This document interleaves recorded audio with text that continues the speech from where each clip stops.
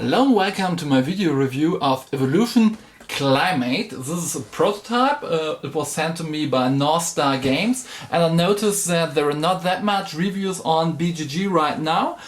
Nearly all my reviews are German speaking for the German audience, but so since I got this game and there's not much information about it on BGG, I decided to do this video to give you a brief overview about this game. I'm apologizing for my very bad English.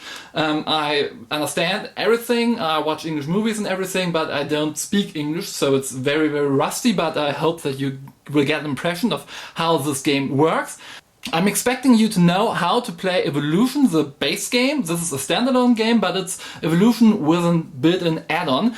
But I won't go much into detail about how to play Evolution itself. I'm just showing you how the climber board works. I'm showing you the old cards that has been renewed to match it with this expansion. And I'm showing you the new cards and well, let's start.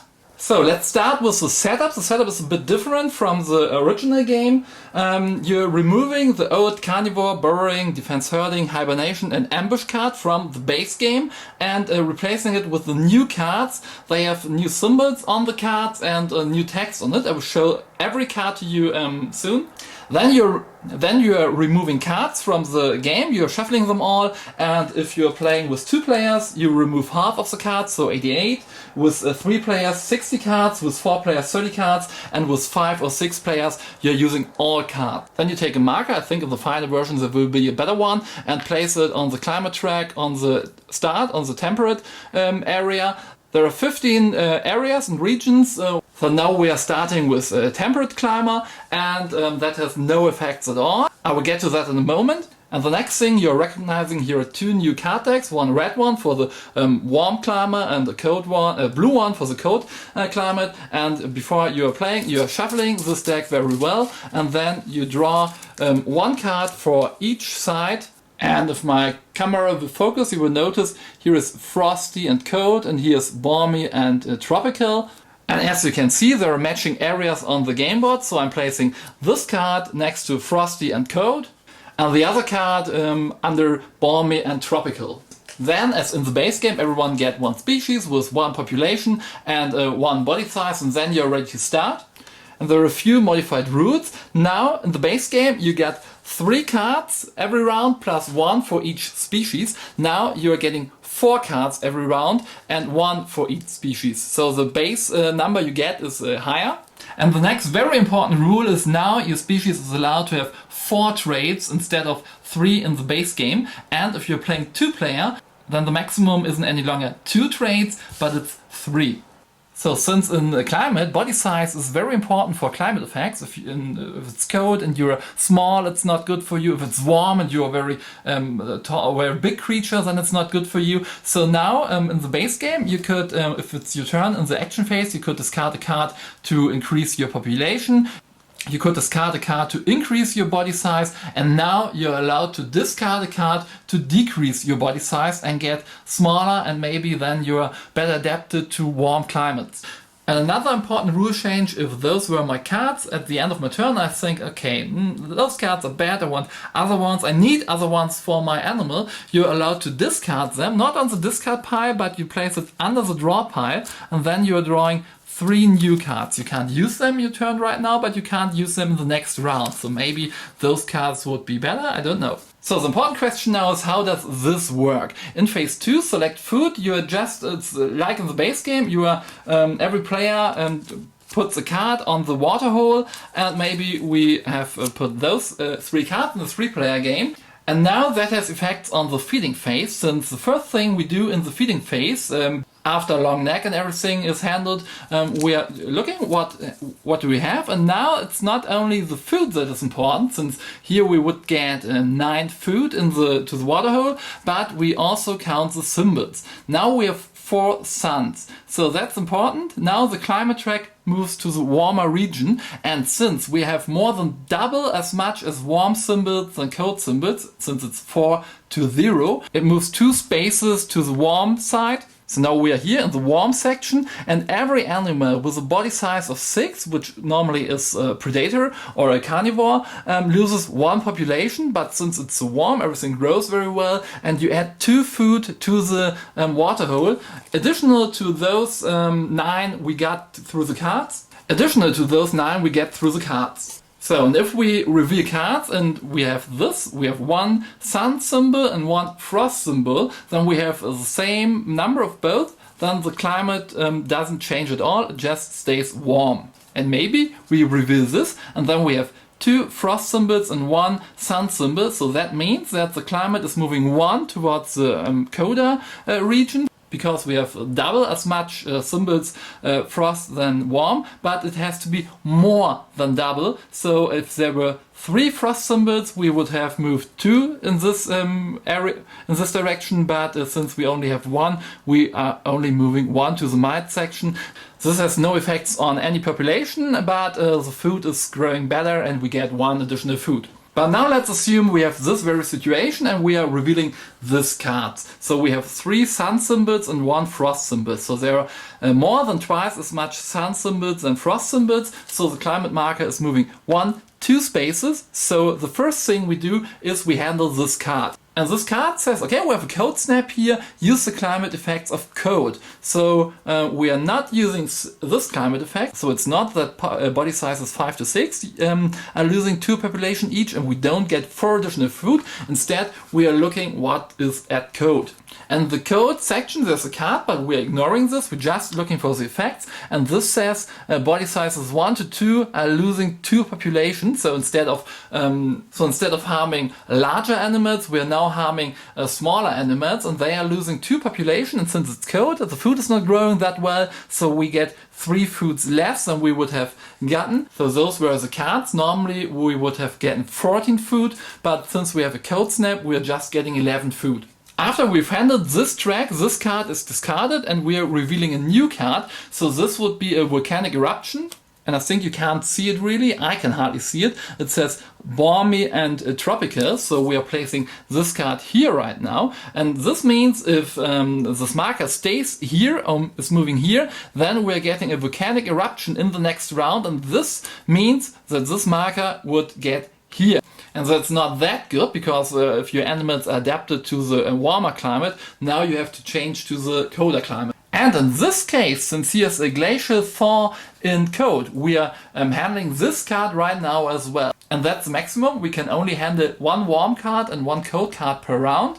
But we would handle this one, so this says it's being placed on the water hole and counts as 4 sun symbols next round, so it's very likely that we are getting warmer. And that's how the climate track works. So now you're looking for the cards, counting the symbols, summarizing them, and then you're looking, are we moving 1 space, are we moving 2 spaces, are we moving at all, or does the marker just stays where he is? And this could lead to some interesting decisions in the food selection phase, since maybe I want this card very heavily for my animal, but I also want to have this 3 code symbols in the water hose, so the climber is getting coda. And so there's one more layer you have to think about when you are choosing what card you're using for food. And you also have to look what have the others for species. Maybe is here, if you're here, is there a marker who is triggering this event, and then we are coda, so their animals would die or lose population. So you can count that they will make it coda. And yeah, there are a bit more strategic options you have right now without getting too complex. So let's have a look at the other code cards as well. So Glacial Thorn is 3 times there. The only thing that differs is are the sections that the card is placed to. So here it's cold and cool, and here it's frosty and cold, and here it's freezing and frosty. The same as with Code Snap. Code Snap says that all species are affected by the climate regardless of body size. So it doesn't matter how small or big you are affected by the climate, and you're using population if you're not adapted to the climate. And also here the only difference are the regions that those cards are being placed. So now we are having heat waves. Heat waves also differ where they are being placed, and they all have the same base text. Use the climate effect off, and then the text differs. So here it's the climate effect of mild, which is in the warm region, then warm, and then balmy, balmy, balmy, balmy. And then we're having a volcanic eruption also in this card pool. It's being placed on frosty and cold. So it's very likely that this effect triggers once we're getting colder. And this leads to an ice age. So yes, the marker goes to this spot, and all species are losing 6 population, and we're getting 15 food less than we normally would get. And if you think this is really a killer card, then you haven't seen this little friend here. Woo! The meteor. It's on the Ice Age and glaciers, so we won't see this friend that often, but if we see him, everything gets destroyed. So it says don't add food to the watering hole this round.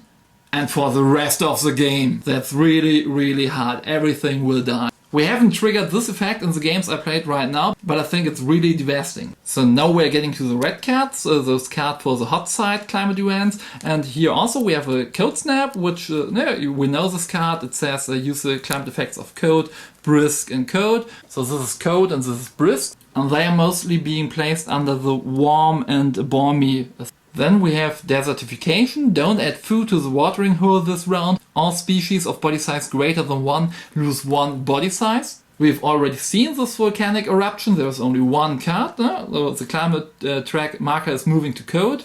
Then we're having heat waves within the hot side climate events, and the card only says all species are affected by the climate regardless of body size, and they are placed in balmy and tropical and hot. Then we're having wildfire, 2 cards of them, and it says -1 population for species without burrowing, and don't add food to the water hole until after the feeding phase is over.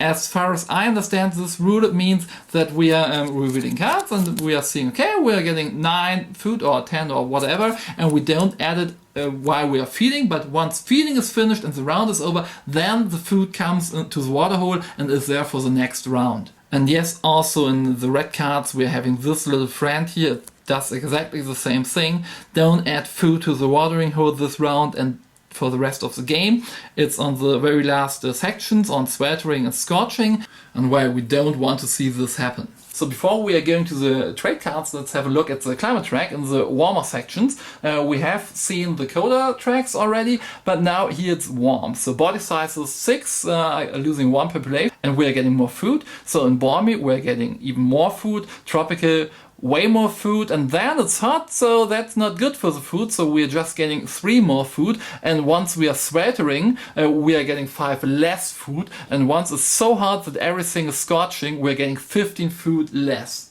And as you may have noticed, here it's bad for very bad.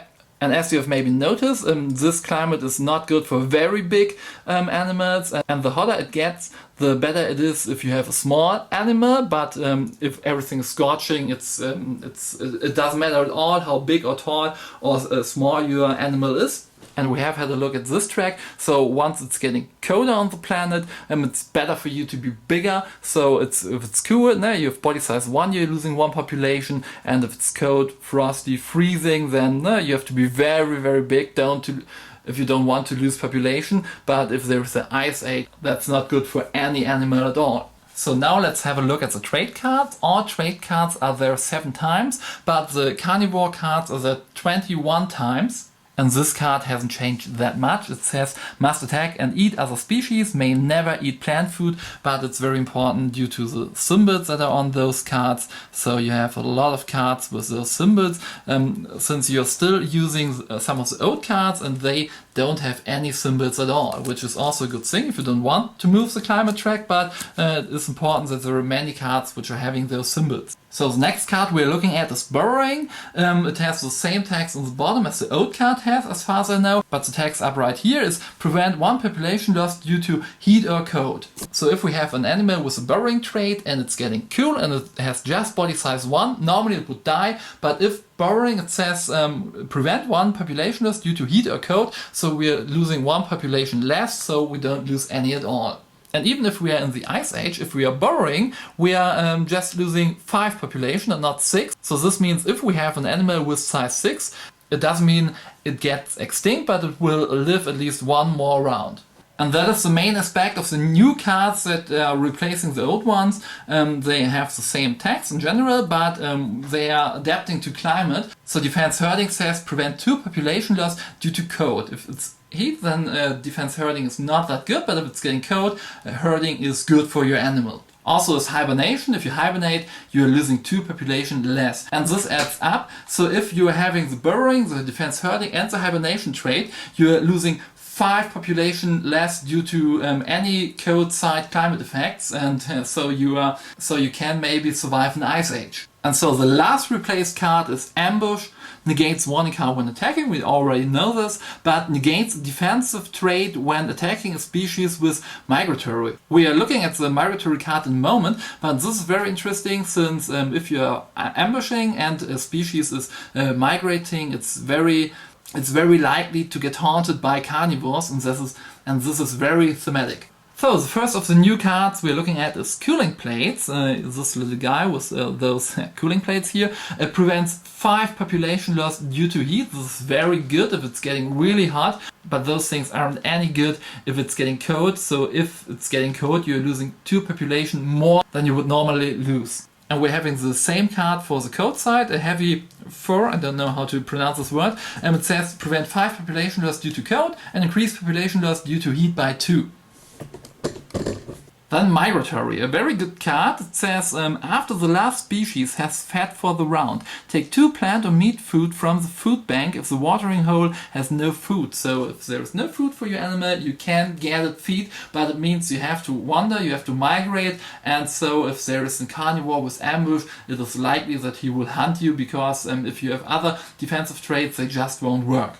But if there is no carnivore on the board and in the game, then that's a very, very good card. So the second last card is Mud Wallowing. It's a very funny card. You have animals wallowing in the mud, and if you're combining this with, let's say, climbing, that would mean that it's a very funny animal, but this is a very good defensive card. A carnivore must discard a card to attack this species.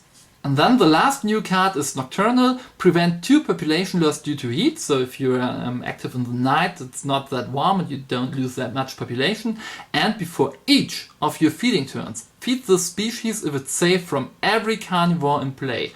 Well, that is a very strong card, I think. If you are safe and no carnivore can attack you, you're just, if it's your turn and you're feeding your animal, you just feed it. And then you're starting your feeding turn and feeding it again. It's very likely that you will get this animal fed. So this was a very detailed overview about the new concepts of Evolution Climate. I've managed to play the game a couple of times right now, and I say I really enjoyed it. Evolution was a very popular and famous game within my gaming group. Everybody liked it, all said, okay, let's play Evolution, it's very great. I for myself said, okay, I enjoyed playing it, but it was not my favorite game of all time. I don't like that you can't get, you had to create a carnivore, otherwise you couldn't have interact with the other species. But now there's a climate track and you can look, now what have the others for animals? Are they big? Are they small? Are they adapted to warm? If it's good for me, if it's getting colder, and am I taking advantages of it? What effects are placed here? Can I use them for my advance, or do I have to avoid them because they are bad for my animals? And well, even if you have cooling plates and the climate is getting cooler, then it's no problem for you to just discard this card and replace it with Heavy 4 if you have it, or with Ambush or any other card. So you can adapt, but this is a new layer in the game. I really enjoyed it. As I've said, it's not that much more complex, but it's a thing you have to think about, and I really enjoyed this game. I think Evolution Climate is a game I prefer very much about the normal Evolution. I haven't played Evolution Flight, but this game I really liked. You're allowed to give your animal 4 traits. This means you can build very interesting animals, very good animals, you can adapt to the climate, and well, it's really pure fun. And I would say that if I'm introducing Evolution to new gamers, I just would take this one. I don't think it's necessary just to play the base game to get them familiar with it and then introduce this new element. I think this new element is so well integrated and so well done and so easy to understand that it's no problem for you at all to play with this from the very first time you're playing Evolution. So if you don't have Evolution right now, I would just recommend to get this one because, well, it's really such a nice game, and the theme about creating your own species and giving it its own traits and just looking at how the climate is. It's very well done. I really enjoyed it. I'm looking forward to the next expansions. It's sad that they are not combinable, so you just can play this expansion or another expansion, and as the designers have said, as far as I read, even for the future expansion, they don't want that you can mix them, so you just have to decide which one you will get. And I think this one is my favorite right now, and I think this one is very hard to beat, but now I will stop talking because my English is so bad. But if you have looked the video and if you enjoyed it, I would really appreciate if you give it a thumb up, and it would really be great if you leave a comment if you want more reviews. Since I'm living in Germany, there are a couple of games that are being released in Germany way before they release in English, so there are not that many videos of the games, and maybe I could do a let's play on English. If you take a look at my German reviews, I'm playing with Dave if it's for 2 players, and if there are more players, I'm playing with Dave and Po, or Sheldon from Big Bang Theory, or with Skipper, so I can show the game from different aspects, so I can show my turns and explain what I'm thinking, and then I can get another approach to the game and say what Dave may think and what Po may think, and well, that's enough for now. If you haven't backed this game right now, just go out, back it. If the Kickstarter is over, when you see this video, then yeah, wait until it's released and then go and buy it if you enjoy the theme or if you're interested in it. And I'm saying bye bye und tschüss.